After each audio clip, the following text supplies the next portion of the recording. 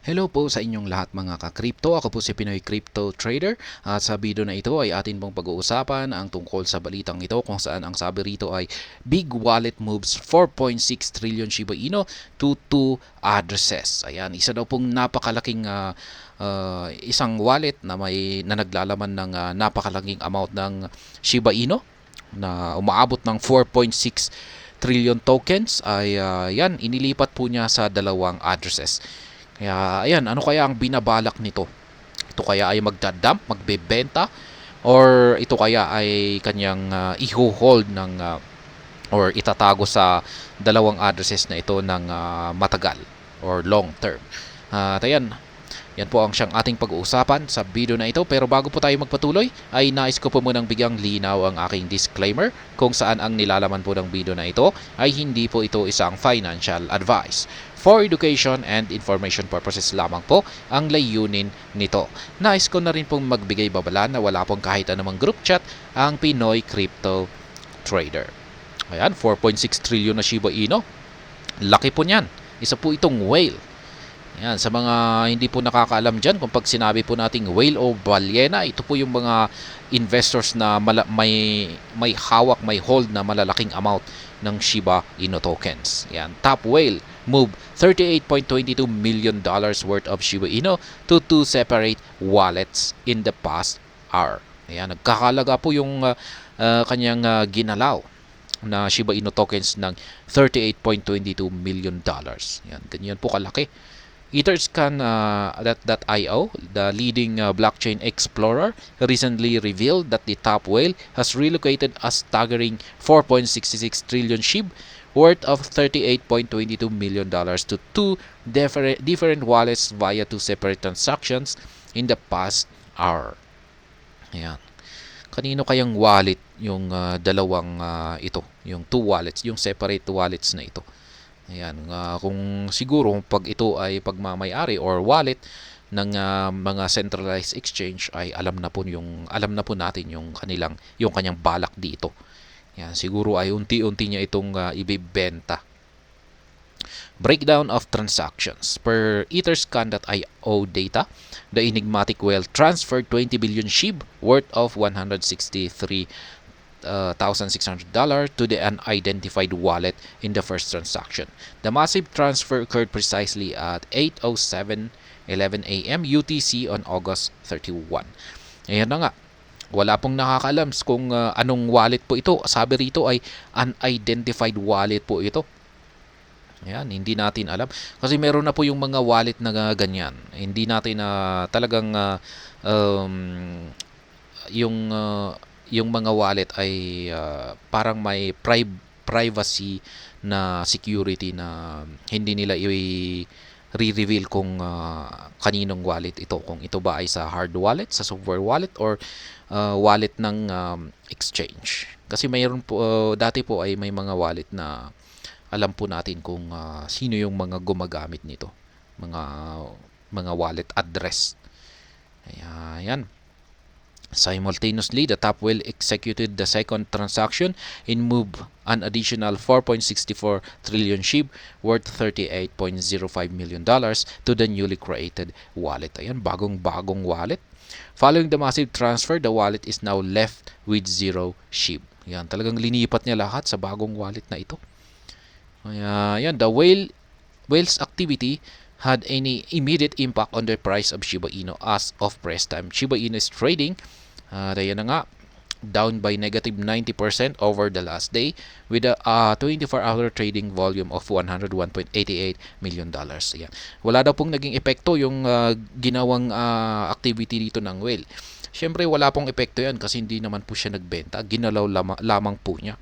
Siguro kung pag nagbenta siya, nagdump, yan, diyan po siya makaka-apekto rin na magkakaroon ng epekto sa market price ni Shiba Inu. At syempre yan ay babagsak kasi ibebenta po niya yan. Yan lamang po yung pwede niyang gawin. Pero siguro nag-aabang po yan or baka may balak talaga siyang siguro ay hindi secure yung hindi siya siguro parang yung parang hindi po siya siguro nagtitiwala sa unang wallet. Yan, wallet address na kanyang ginamit. Kaya siguro ay linipat niya sa bagong wallet kung saan ay sa tingin niya ay mas secure. Kaya malamang ay ganyan po yung kanyang dahilan kung bakit niya linipat yan, sa isang bagong wallet. In another exciting development, the Shiba Inu community removed 86.24 million SHIB from circulation forever through 17 separate transactions in the past 24 hours. This intense burning activity has caused the overall Shiba Inu burn rate to surge by 77.54% over the last day. Ayan, pagdating naman po sa pagsusunog ay ayan, nitong nakalipas na 24 oras ay meron pong nasunog na 86.24 million. Ayan. Dito kay Shibburn. Yan, tuloy-tuloy po yung pagsusunog. Community po ito yung nagsusunog rito. Parang voluntary na burn or pagsusunog. Tuloy-tuloy pa rin po maski nailabas na ang Shibarium. Yan, ganyan po talaga katindi ang community ng Shiba Inu. Ngayon, ang masasabi ko naman dito, ngayon, ang aking sariling opinion dito ay hindi po natin talaga alam kung ano yung balak ng mga whales dito. Pwede pong unti-unti or pwede pong may balak ang na mag-dump yung whale na ito. Malamang ay baka naghihintay lamang siya ng tamang pagkakataon na kapag umangat ang market price ni Shiba Inu ay yan nga, bigla niya itong idadump. Pero gaya na rin ng aking sinabi kanina ay malamang baka yung kanyang lumang wallet ay sa tingin niya ay hindi secured. Ayan, ay malamang medyo nakahanap siya ng siguro ay nakahanap siya ng isang bagong wallet. Yan, sa tingin niya ay mas secured. Kaya linipat niya ito rito. Kaya yan po yung isang bagay na naiisip ko na dahilan kung bakit siya nag-conduct ng activity na ganito.